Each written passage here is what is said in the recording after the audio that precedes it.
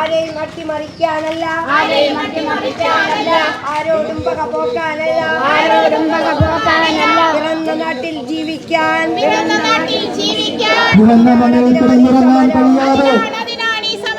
അതിനാണ് കാട്ടുമൃഗങ്ങളുടെയും വന്യമൃഗങ്ങളുടെ ശല്യത്തിൽ നിന്നും ഞങ്ങളെ രക്ഷിക്കണമെന്ന് അഭ്യർത്ഥിച്ചുകൊണ്ട് ആവശ്യപ്പെട്ടുകൊണ്ട് അധികാരികൾ കണ്ണു തുറക്കണമെന്ന് വിനയപുരസരം അഭ്യർത്ഥിച്ചുകൊണ്ട് ഈ നാടിന്റെ ശബ്ദമാണ് ഈ വാഹനത്തിന് തൊട്ടുപുറകെ കടന്നു വരുന്നത്.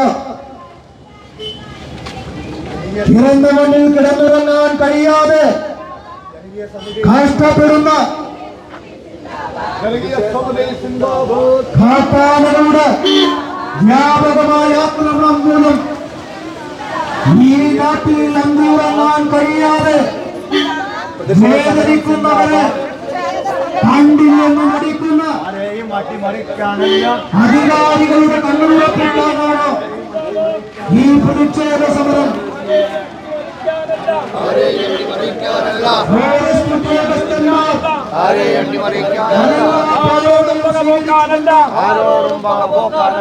ജനങ്ങളുടെ ജീവനും ശക്തിയും സംരക്ഷണം നൽകേണ്ട ഉദ്യോഗസ്ഥന്മാർക്കെതിരായി ശക്തമായ താക്കീത് നൽകിക്കൊണ്ട് ജനകീയ പ്രതിരോധ പ്രതിഷേധ ജനകീയ സമിതി സിന്ദാബാദ്.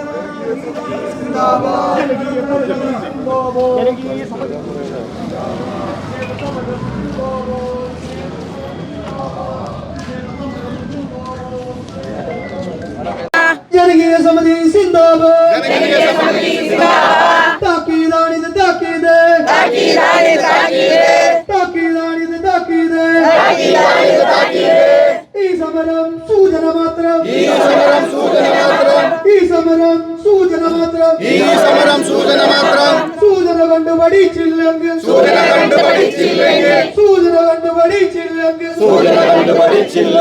സമരത്തിന്റെ ഗതി മാറും, സമരത്തിന്റെ ഗതി മാറും. രൂപം മാറും ഭാവം മാറും, രൂപം മാറും ഭാവം മാറും.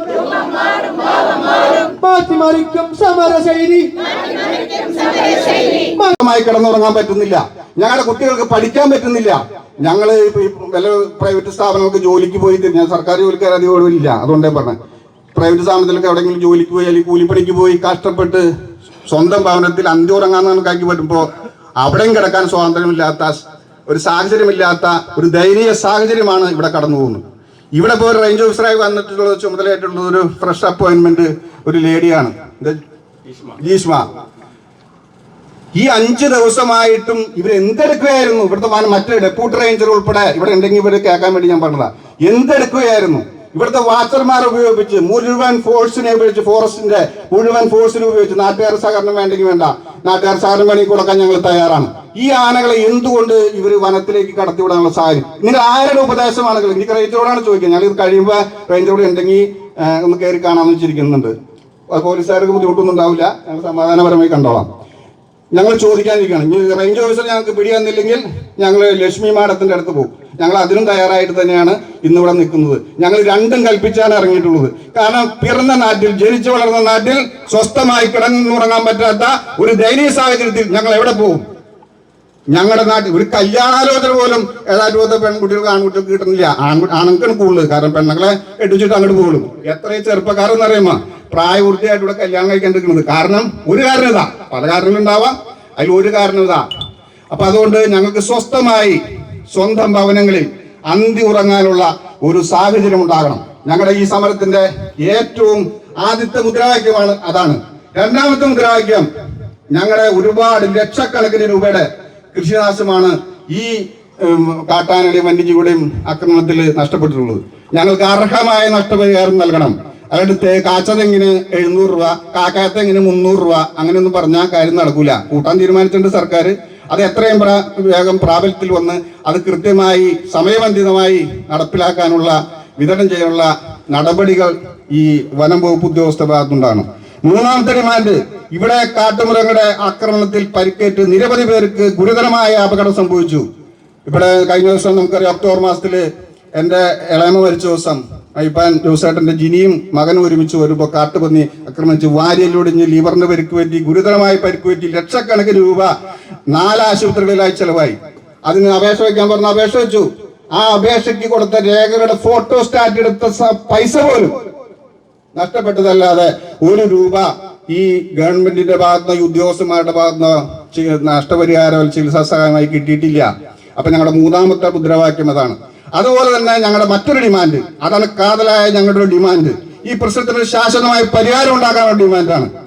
ഇവിടെ വാച്ചർമാരെ നിയമിക്കണം. അതിന് ഒരുപാട് പ്രശ്നങ്ങൾ അതിന്റെ പുറകിലുണ്ടായി. ഞങ്ങൾ അതിനകത്ത് ഇടപെട്ടു. പഞ്ചായത്ത് മെമ്പർ ഉൾപ്പെടെ പഞ്ചായത്ത് പ്രസിഡന്റ് ഉൾപ്പെടെ ആ കാര്യത്തിൽ ബന്ധപ്പെട്ട് ലക്ഷ്മി മാഡത്തിന്റെ സാന്നിധ്യത്തിൽ കറൂറ്റി പഞ്ചായത്ത് ഓഫീസിൽ ഒരു ചർച്ച നടത്തി. ആ ചർച്ച നടത്തിയതിന്റെ അടിസ്ഥാനത്തിൽ പ്രാദേശികമായ വാച്ചർമാരെ, അതിനിടയ്ക്ക് ഒരു സ്വാർത്ഥ താല്പര്യത്തിന്റെ പേരിൽ മറ്റു ചിലർ നാട്ടുകാരെ പല സ്ഥലത്തു നിന്നുള്ള ആളുകളൊക്കെ ഇവിടെ വാച്ചർമാരായിട്ട് കൊണ്ടുപോകും. അവർക്ക് എന്തറിയാം ഈ നാടിന്റെ ഭൂമിയെ സംബന്ധിച്ച്, ഭൂമിശാസ്ത്രപരമായ പ്രത്യേകതകളെ കുറിച്ച്, ആനകൾ എവിടെ വരുന്നു, എവിടെ നിന്ന് ഇറങ്ങുന്നു എന്നതിനെ സംബന്ധിച്ച് ഒരു ധാരണയുമില്ലാത്ത ആളുകളെ ഇവിടെ വാച്ചർമാരായി നിയോഗിച്ചു. ഈ ഉദ്യോഗസ്ഥന്മാരുടെ അവരുടെ പിണിയാളുകളായി അവരുടെ സ്വാർത്ഥ താല്പര്യങ്ങൾ സംരക്ഷിക്കാൻ, അവരുടെ അഴിമതിക്ക് കൂട്ടുനിൽക്കാൻ, അവരുടെ മറ്റു കാര്യങ്ങൾ നടക്കാനൊക്കെ വേണ്ടിയിട്ട് കുറെ ആളുകൾ വെച്ചു. ഞങ്ങൾ പറഞ്ഞത് നടക്കില്ല. പ്രാദേശികമായി ഇവിടുത്തെ ഭൂമിശാസ്ത്രപരമായ പ്രത്യേകത മനസ്സിലാക്കുന്ന ആളുകളെ ഇവിടെ ജോലിക്ക് നിയമിക്കണമെന്ന് ആവശ്യപ്പെട്ടു. ഞങ്ങൾ ശക്തമായി പൊരുതി. അതിനുവേണ്ടി ഞങ്ങൾ കൊത്തുകോഴികളെ പോലെ പൊരുതി. അങ്ങനെ പൊരുതിയതിന്റെ അടിസ്ഥാനത്തിൽ പ്രാദേശികമായ കുറെ ആളുകളെ ഇവിടെ വാച്ചർമാരായിട്ട് വെച്ചു. അപ്പൊ വെച്ചപ്പോ അതിലും അപകടം. അതില് ഭിന്നിപ്പുണ്ടാക്കി, ബ്രിട്ടീഷുകാർ പോലെ ഭിന്നിപ്പുണ്ടാക്കി, ആ വാച്ചർമാരുടെ ഇടയിൽ ചേരിതിരിവുണ്ടാക്കി തങ്ങളുടെ പക്ഷത്ത് നിന്നവർ പറയുന്ന കാര്യങ്ങൾ മാത്രം നടക്കുകയും അവരുടെ ഉപദേശങ്ങൾ സ്വീകരിക്കുകയും ചെയ്യുന്ന സമീപനങ്ങളുമായി ഈ ഉദ്യോഗസ്ഥർ കടന്നു പോവുകയാണ്. അതുകൊണ്ട് ഞങ്ങൾ പറയുന്നു, സത്യസന്ധരായ, ആത്മാർത്ഥതയുള്ള, ജോലി ചെയ്യാൻ ശേഷിയുള്ള ആളുകളെ ഇവിടെ വാച്ചർമാരായിട്ട് നിയോഗിക്കണം. അതിനെ സംബന്ധിച്ച് വ്യക്തമായ ഒരു കാഴ്ചപ്പാടുണ്ടാകാൻ പുതിയതായി ചുമതലയേറ്റ റേഞ്ച് ഓഫീസർക്ക് കഴിയുന്നില്ലെങ്കിൽ ജനപ്രതിനിധികളും പൊതുപ്രവർത്തകരും തമ്മിൽ ഒരു മേശയ്ക്ക് ചുറ്റുമിരുന്ന് സംസാരിച്ച് ഈ പ്രശ്നത്തിന് എങ്ങനെ പരിഹാരം ഉണ്ടാക്കാം എന്നതിനെ സംബന്ധിച്ച് ഒരു ധാരണ ഉണ്ടാക്കണം. ആ ധാരണ ഉണ്ടാക്കി മുന്നോട്ട് പോയില്ലെങ്കിൽ ഈ വനം വകുപ്പ് ഉദ്യോഗസ്ഥരും നാട്ടുകാരും തമ്മിൽ മറ്റു സ്ഥലങ്ങളിൽ, പല സ്ഥലങ്ങളിലും ഉള്ളതുപോലെ ഒരു ശീത സമരത്തിന്റെ സാഹചര്യം ഇവിടെ ഉണ്ടാകും. ഞങ്ങൾക്കൊന്നും നഷ്ടപ്പെടാനില്ല. ഞങ്ങൾക്കെല്ലാം നഷ്ടപ്പെട്ടു. ഞങ്ങളെ മറ്റു കാര്യങ്ങളിലേക്ക് പ്രേരിപ്പിക്കരുത്. വളരെ വിനയത്തോടെ ഞങ്ങൾ അഭ്യർത്ഥിക്കുകയാണ്. റേഞ്ച് ഓഫീസർ ചിലപ്പോൾ ഫ്രഷായി അപ്പോയിന്റ്മെന്റ് പരിചയക്കുറവുണ്ടാവാം. പക്ഷേ അവർ കേൾക്കേണ്ട ഉപദേശം അവരുടെ ഉന്നത ഉദ്യോഗസ്ഥരുടെയും പൊതുപ്രവർത്തകരുടെയും പൊതുജനങ്ങളുടെയും അഭിപ്രായമാണ്. അതിന്റെ കൂടെ നിൽക്കുന്ന അവർക്ക് ഓശാനവാടി ഇന്ന് കാണാൻ നല്ല ഭംഗിയുണ്ട് ട്ടാ, ഇന്നത്തെ നല്ല യൂണിഫോം നല്ല ഭംഗിയുണ്ട് എന്ന് പറഞ്ഞ് സ്തുതി പാടുന്നവരുടെ ഉപദേശമല്ല കേൾക്കേണ്ടത്. ഈ നാട്ടിലെ ജനങ്ങളുടെ, നാട്ടിലെ ഈ ഇവിടുത്തെ പ്രശ്നങ്ങളിൽ ഇടപെട്ട് മുന്നോട്ട് പോകുന്ന ജനങ്ങളുടെ ഉപദേശങ്ങൾ കേട്ട് നിർദ്ദേശങ്ങൾക്ക് അനുസരിച്ച് പ്രവർത്തിച്ചാൽ ബഹുമാനപ്പെട്ട ജിഷ്മ മാഡത്തിന് അപകടം പറ്റുകയില്ല. അല്ലെങ്കിൽ ഇവരുടെ ഉപദേശം കേട്ടാണ് പ്രവർത്തിയെങ്കിൽ മറ്റു അപകടങ്ങളല്ല, സർവീസിൽ കുറെ അപകടങ്ങൾ പറ്റും. അപ്പൊ അതുകൊണ്ട് അത്തരത്തിലുള്ള സമീപനങ്ങൾ സ്വീകരിക്കാതെ ഈ ജനപക്ഷത്ത് നിന്ന് പ്രവർത്തിക്കാൻ ആത്മാർത്ഥമായ ഒരു ഇടപെടൽ നടത്തണം എന്നാണ് ഞങ്ങൾക്ക് അഭ്യർത്ഥിക്കുന്നത്. ഞങ്ങൾ മറ്റു കാര്യങ്ങളൊന്നും നിങ്ങളോട് ചോദിക്കുന്നില്ല. ഞങ്ങൾ കള്ളക്കറി വെട്ടാനുള്ള അനുവാദം ചോദിക്കുന്നില്ല. ഞങ്ങൾ കാട്ടാനയെ കൊന്ന് ആനക്കൊമ്പെടുത്ത് ഷോക്കേസിൽ വെക്കാനുള്ള സാഹചര്യം ചോദിക്കുന്നില്ല. വനഭൂമി പതിച്ചു എന്നൊന്നും ഞങ്ങൾ പറയണില്ല. ഞങ്ങൾക്ക് പറയാനുള്ളത്, ഞങ്ങൾക്ക് സ്വന്തമായുള്ള 5 സെന്റ് 10 സെന്റ് അല്ലെങ്കിൽ 50 സെന്റ് ഭൂമിയിൽ സ്വസ്ഥമായി ജീവിക്കാനുള്ള ഒരു സാഹചര്യം ഉണ്ടാക്കണം. അതിനു വേണ്ടിയുള്ള ഇടപെടൽ നിങ്ങൾ നടത്തണം. മറ്റ് റേഞ്ച് ഓഫീസറോട് ഉൾപ്പെടെ മറ്റു ഉദ്യോഗസ്ഥരോടും ഞങ്ങൾ പറയുന്നു, നിങ്ങളുടെ ഉദ്യോഗസ്ഥന്മാരുടെ ഈ അഴിമതിയും സ്വജനപക്ഷപാതവും ഈ ഭിന്നിപ്പിച്ചുള്ള ഭരണമൊക്കെ ഞങ്ങൾക്ക് നാട്ടുകാർക്ക് അറിയാം. ഞങ്ങൾ അരിഭക്ഷണം കഴിക്കുന്ന ജനങ്ങളാണ് ഇവിടെ ഉള്ളത്. നിങ്ങൾ ചെയ്യുന്ന ഓരോ പ്രവൃത്തികളും ഞങ്ങൾക്ക് കൃത്യമായി തെളിവ് സഹിതം ഞങ്ങളുടെ കയ്യിലുണ്ട്. ഞങ്ങളെ കൊണ്ടത് പറയിപ്പിക്കുകയോ ഞങ്ങൾക്കത് ഉന്നത ഉദ്യോഗസ്ഥരുടെ കടയിൽ കൊടുത്ത് നിങ്ങൾക്കെതിരെ നടപടിയെടുക്കാനുള്ള ഒരു സാഹചര്യം ഉണ്ടാക്കുന്നത്. ഞങ്ങളും ജോലിക്കാരാണ്. ഞാനൊരു ബാങ്കിലെ ജോലിക്കാരനാണ്. പൊതുപ്രവർത്തകർ അംഗീകരിക്കാതെ ഒരു മുന്നോട്ട് പോക്കാണ്. മുൻപ് പോയ ഒരു ക്യാമറ ഉണ്ടായിരുന്നു, അദ്ദേഹം കുറച്ച് കള്ളാസുകളെ കൂടെ എഴുതി കൊടുത്തിട്ടുണ്ട്. അതനുസരിച്ചാണ് ഇപ്പോൾ പുതിയ വന്ന മേഡം പ്രവർത്തിച്ചുകൊണ്ടിരിക്കുന്നത്. കാവക്കാർ പറയുന്നത് ആരെങ്കിലും ഒരാൾ പറഞ്ഞാൽ നന്നായിട്ട് കേൾക്കും, മറ്റുള്ളവർ പറഞ്ഞ് കേൾക്കില്ല. തമ്മിൽ തല്ലിടിച്ചുകൊണ്ട് ഇന്നിപ്പോൾ 5 ദിവസമായി. ഇന്നലെ രാത്രി ഞാൻ കിടന്ന് 2 മണിക്കാണ്. നിങ്ങളൊന്ന് പോയി നോക്കിയറിയാം, ദേവസ്വക്കുട്ടിയുടെ പറമ്പിൽ ആന പട്ടിൽ വനത്തിൽ ഓടിക്കണമാരെ ഓടിച്ചുകൊണ്ടിരിക്കുന്നത്. അങ്ങനെ കിടന്നുറങ്ങാൻ പറ്റാത്ത സ്ഥിതിയിൽ ഒരു തേങ്ങ വീണാലോ ഒരു പട്ട വീണാലോ ആന വന്നെന്ന് വെച്ചിരിക്കുകയാണ്. ഈ നിൽക്കുന്ന ജനങ്ങൾ മുഴുവൻ അങ്ങനെ തന്നെയാണ്. നിങ്ങൾ വേണമെങ്കിൽ ഇതൊന്ന് കഴിയുമ്പോൾ ഈ പാടത്തുനിന്ന് പോയി നോക്കിക്കോ, ഈ ദേവസ്വക്കുട്ടിയുടെ അവിടെ ആ സ്ഥലത്ത് പോയി നോക്കിക്കോ. മുഴുവനും നശിപ്പിച്ചു. ഉദ്യോഗസ്ഥർ അനാസ്ഥ. ഇതിനൊരു പരിഹാരം നമ്മൾ കാണണമല്ലോ എന്ന് വെച്ച് നമ്മൾ പോയിരുന്നു കഴിഞ്ഞ ദിവസം. കനാലിക്കൂടെ നേരത്തെ KP പോളി പറഞ്ഞു, ട്രെഞ്ച് താത്തിയാണ് വരിക, കനാലുണ്ട് അവിടെ. അതൊന്ന് അടച്ച് ഒരു 300 അല്ലെങ്കിൽ 400 മീറ്റർ ആ തൂക്ക് ഫെൻസിങ് ഇട്ടാൽ ഇതിനൊരു പരിഹാരം ഉണ്ടാകും. ഇതൊന്നും ചെയ്യാതെ ഇപ്പൊ ഇവിടെ നല്ല മതിലൊക്കെ കെട്ടി ഇതിനകത്ത് സുരക്ഷിതമായിട്ട് ഇരിക്കുന്നുണ്ട്. ഇത് ഇവിടെ ഈ അംഗൻവാടി വരുന്നു, അംഗൻവാടി കുട്ടികൾക്ക് വരെ ഇരിക്കാൻ പറ്റുന്നതാ. ഇത് വെറുതെ നുണ പറഞ്ഞു പോണതല്ല. നിങ്ങളൊന്ന് വേണമെന്ന് കഴിഞ്ഞ് പോയി നോക്കിക്കോ. അങ്ങനെ ജനങ്ങൾക്ക് ജീവിക്കാൻ പറ്റാത്ത, പിറന്ന മണ്ണിൽ ജീവിക്കാൻ പറ്റാത്ത അവസ്ഥ. പള്ളിയിൽ അച്ഛനൊക്കെ അറിയാം, അച്ഛൻ വരുമെന്ന് പറഞ്ഞിരിക്കുന്നേ. അച്ഛൻ വന്നിട്ടില്ല, വരെയിരിക്കും. വന്നിട്ടല്ലേ? അച്ഛനൊന്ന് സ്വാഗതം ചെയ്യണം. ഇവരോട് പറഞ്ഞാൽ നമ്മൾ വെറും കള്ളനാവാ. ഞാൻ ഈ ആനയുടെ വിവരം പറഞ്ഞപ്പോ പറയണോ, മെമ്പർ ഇത് പറയാനാണോ വിളിച്ചേ? ഒരു ജനപ്രതിനിധിയോട് എങ്ങനെ പെരുമാറേണ്ടെന്ന് അറിയണ്ടേ? ഇത് പറയാനാണോ വിളിച്ചേന്ന്? 3 കർഷകർ എന്റെ വീടിന്റെ പഠിക്കാൻ നിൽക്കുക. ആന കയറി ഉണ്ടായ സാധനം മുഴുവൻ നശിപ്പിച്ചു. തെങ്ങ്, അടയ്ക്കാമരം, വാട അടക്കം. ഇവർക്കറിയാം ഇതൊക്കെ ഒരു കാർഷിക മേഖലയാണ്. പ്രത്യേകിച്ച് ഏഴാറ്റുമുഖം, മൂന്നൂർപ്പള്ളി പ്രദേശം, പാലിശ്ശേരി പ്രദേശം കാർഷിക മേഖലയാണ്. ഇതിന് ഒരു സംരക്ഷണം കൊടുക്കാതെ ഇന്നലെ ഇപ്പോൾ ഒരു മസ്തകത്തിന് ഒരു മുറിവുണ്ടായിട്ട് എത്ര ആളുകളാ മരുന്ന് തൃശ്ശൂർ പോയി വാങ്ങിച്ചു, ഡോക്ടറെ കൊടുന്നു, ഇന്നിപ്പോൾ മൈക്കോടി വെച്ചു. ഈ ഇരിക്കുന്ന ആളുകൾ 1000 ചില്ലാൻ ആളുകളുടെ വീടുകളുണ്ട് ഇവിടെ അടുത്ത പ്രദേശത്ത്. അവർക്ക് ഒരു സംരക്ഷണം കൊടുക്കാതെ എന്തെങ്കിലും കൊടുക്കണ്ടേ? ഒരു നല്ല വാക്ക് അവരിൽ നിന്ന് പ്രതീക്ഷിക്കണ്ടേ? ഞങ്ങൾ എന്താ ചെയ്യണ്ടേ മെമ്പറെ? അല്ലെങ്കിൽ എന്താ ചെയ്യണ്ടേ? നിങ്ങൾ ഞങ്ങൾ ജനാധിപത്യ രീതിയിൽ പ്രതിഷേധിക്കാനുള്ള അധികാരം കൂടി ഉണ്ടല്ലോ. നിരവധി പ്രശ്നങ്ങൾ ഇവർക്കൊന്നും അറിയില്ല. ഏതെങ്കിലും ഒരു വാച്ചിൽ പറഞ്ഞു കൊടുത്താൽ അത് മുഖവിലേക്ക് എടുക്കാം. ഞങ്ങൾ ഈ പ്ലാന്റേഷനകത്ത് പോയി, കനാലിൽ നിസ്സാരം 3-4 പോയിന്റേ ഉള്ളൂ. ആ പോയിന്റിൽ ആന ഇറങ്ങി വരെ കാണാം. പഴയകാലത്ത് കാളവണ്ടി പോണ വഴിയാ പോയിക്കണ ചാല.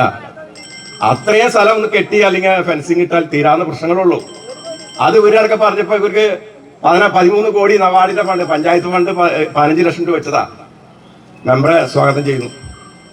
15 ലക്ഷം രൂപ വെച്ചിട്ട് ഒരു നൂൽക്കമ്പി വലിച്ച് ഇവർ കെട്ടിയില്ല. ഒരു പഞ്ചായത്തും ചെയ്യാത്ത കാര്യമാണ്. 15 ലക്ഷം രൂപ നമ്മൾ വെച്ചിട്ട് ഒരു നബാർഡിന്റെ ഫണ്ട് ഉണ്ടെന്ന് പറഞ്ഞു. ഇവിടെ ഒരു ആറാച്ചിയുടെ വണ്ടി കിടക്കുന്നുണ്ട്. 10-16 ലക്ഷം രൂപ സർക്കാർ മുടക്കി കൊടുത്തേണ്ട. ഒരു ഡ്രൈവറില്ല.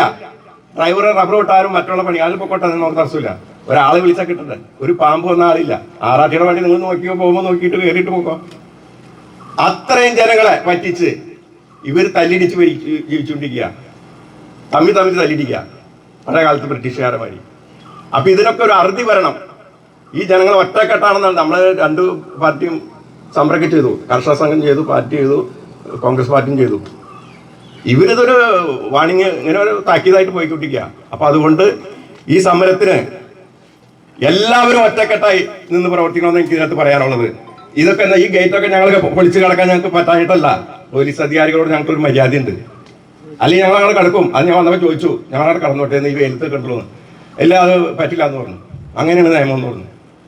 അപ്പൊ അതുകൊണ്ട് ഈ കാര്യത്തിൽ ഒറ്റക്കെട്ടായി ഞങ്ങൾ മാത്രമല്ല, ഈ പ്രദേശത്തുള്ളവർ മാത്രമല്ല, സമീപ പ്രദേശത്തെയും ആന അങ്ങോട്ട് അടിശ്ശേരി ഭാഗം വരെ എത്തി. ആന ഈ പാലിശ്ശേരി അടുക്കുന്ന ഭാഗത്തേക്ക് എത്താൻ അധികം സമയം വരില്ല. അപ്പൊ അതുകൊണ്ട് ഒറ്റക്കെട്ടായി ഇത്രയും ജനങ്ങൾ ഈ സംഘടിച്ചതിന്റെ കാരണം മനസ്സിലായല്ലോ. ഇവര് തന്നെ ഉണ്ടാക്കിയ പണിയാ, ഇവര് തന്നെ ചെയ്ത പണിയാ. ഒരാൾ ചെന്ന് പറഞ്ഞാൽ വളരെ മോശം നിലപാട്, ഒരു നല്ല സമീപനം ഇല്ല. ജനകീയ പങ്കാളിത്തോടെ ഇവിടെ സമിതി ഉണ്ട്. സമിതിയെ നോക്കുകൂത്തിയായിട്ട് സമിതിയുടെ പ്രസിഡന്റ് പറഞ്ഞ് അംഗീകരിക്കില്ല. ഞങ്ങളാണ് കേമന്മാര്. ഇവർക്കൊക്കെ ജോലി കിട്ടിയപ്പോ എന്താണെന്ന് നിങ്ങൾ കുറെ നേതാക്കന്മാരുണ്ട്, നേതാക്കന്മാരെ ആക്ഷേപിക്കുക. ഇവർക്കൊക്കെ ജോലി കിട്ടിയപ്പോ നേതാക്കന്മാർ വേണം. ഇപ്പൊ ജോലി കിട്ടി, കുപ്പായൊക്കെ കിട്ടി കഴിഞ്ഞപ്പോ ജോലി വേണ്ട, നേതാക്കന്മാരെ വേണ്ട, നേതാക്കന്മാരെ കുറ്റം പറഞ്ഞുകൊണ്ടിരിക്കുക. ഇത്രയും രൂപ ശമ്പളം മേടിക്കുന്നവരാ. അത് ചെയ്യാൻ ഇവർക്ക് ശേഷിയില്ല. നമ്മളതിന്റെ കാരണങ്ങൾ പറഞ്ഞു കൊടുത്തു, ഞങ്ങൾ സഹായിക്കാം. ഇന്നലെ ഈ 5 ദിവസം അടിച്ചത് ഈ പാടത്താണ്. അതിനൊന്നും കയറ്റി കളയാനായിട്ടില്ല. ആകെ ഒരു വാച്ചറുണ്ടാവില്ല, ഒരു ടോർച്ചില്ല, ഒരു പടക്കമില്ല. എന്തെങ്കിലും ഇവർക്ക് കൊടുക്കണ്ടേ? ഫണ്ടില്ല എന്നല്ല, ഫണ്ടൊക്കെ ഉണ്ട്, കൃത്യമായ ഫണ്ട് കിട്ടണ്ടല്ലോ. ശമ്പളമൊന്നും കുറവില്ല. ശമ്പളത്തിന് വല്ല കുറവുണ്ടോ? അപ്പൊ ഞാൻ അധികം സംസാരിച്ച് നീട്ടുന്നില്ല. ഏതാണ്ട് 3.5 വർഷക്കാലമായി നമ്മളിത് അനുഭവിച്ചുകൊണ്ടിരിക്കുന്നു. ഇന്ന് തീരും നാളെ തീരും എന്ന് വിചാരിച്ചിട്ട് ഇപ്പോൾ ജനിച്ച നാട്ടിൽ കിടന്നുറങ്ങാൻ പറ്റാത്ത ഒരവസ്ഥയിലാണ്. ഡിസംബർ 24-ാം തീയതി ആന ഈ പുഴയിലിറങ്ങി ടൂറിസ്റ്റുകാർ കണ്ടിട്ട് എന്നെ വിളിച്ചു പറഞ്ഞു, ഞാനത് വിളിച്ച് ഇവരെ ആഫീസിൽ പറഞ്ഞപ്പോൾ അത് വെറുതെയാണ്, നുണ പറയുന്നതാ. വാച്ചർമാർ വിട്ടു. വാച്ചർമാർ പറഞ്ഞത് എന്താണെന്ന് വെച്ചാൽ അത് വെറുതെ ആളുകൾ ആരോ വെറുതെ പറഞ്ഞതാ. അന്ന് തന്നെ നമ്മുടെ പാരക്ക കുരുവിളയുടെ പറമ്പിൽ കയറി ചാക്കപ്പഞ്ചാട്ടം ഉണ്ടെന്ന് തോന്നുന്നു. ചാക്കപ്പഞ്ചാണ്ട പൈനാപ്പിളിൽ തൊട്ട് ചെന്നപ്പോൾ ആനോടെ നിൽക്കാം.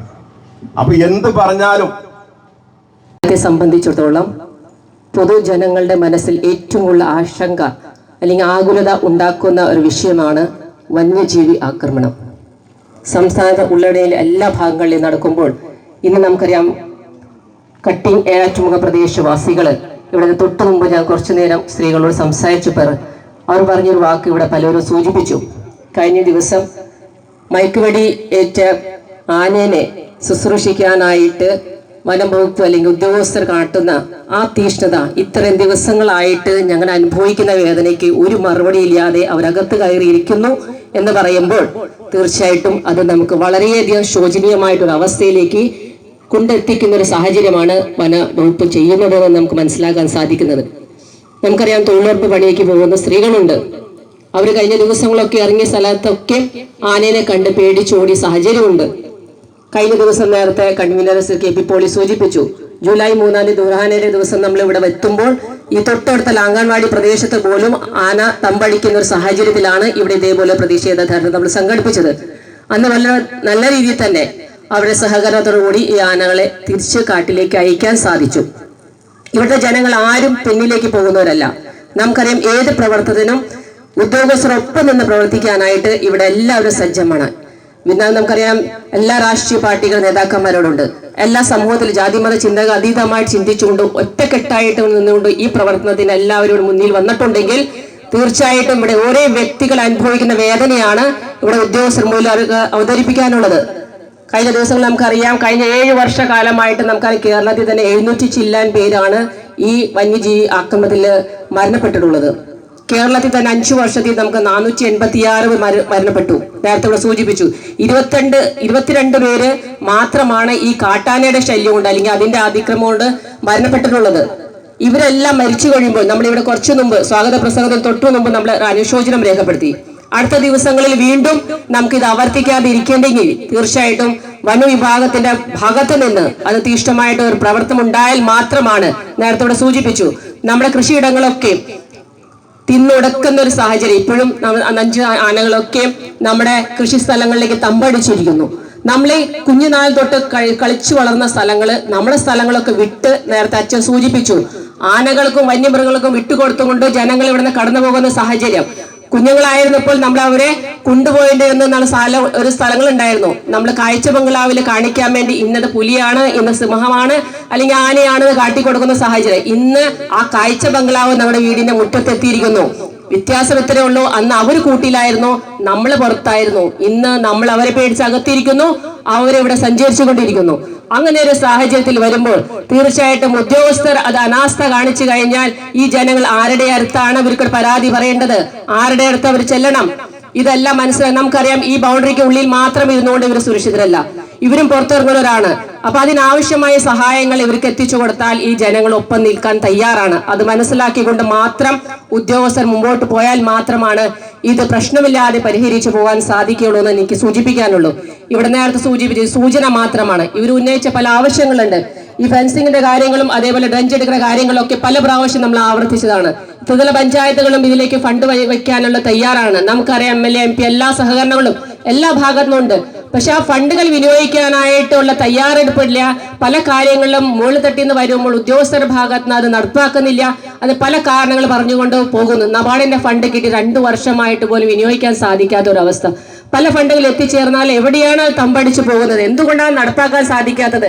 ഇനിയും നമുക്കറിയാം, എപ്പോഴും നമ്മൾ പറയുന്നു ഇവിടെ നമ്മൾ മരണപ്പെട്ടിട്ടില്ല എന്ന്. പക്ഷേ ഇവിടെ നേരത്തെ പറഞ്ഞ ആനകളൊക്കെ നടന്നു തുടങ്ങി. നമുക്കറിയാം, ദൃശ്യങ്ങളൊക്കെ കാണുന്നു. പല ടൗണുകളിലേക്ക് ആന ഇറങ്ങുന്നു, കരടികൾ ഇറങ്ങുന്നു, അല്ലെങ്കിൽ പന്നികൾ ഇറങ്ങുന്നു.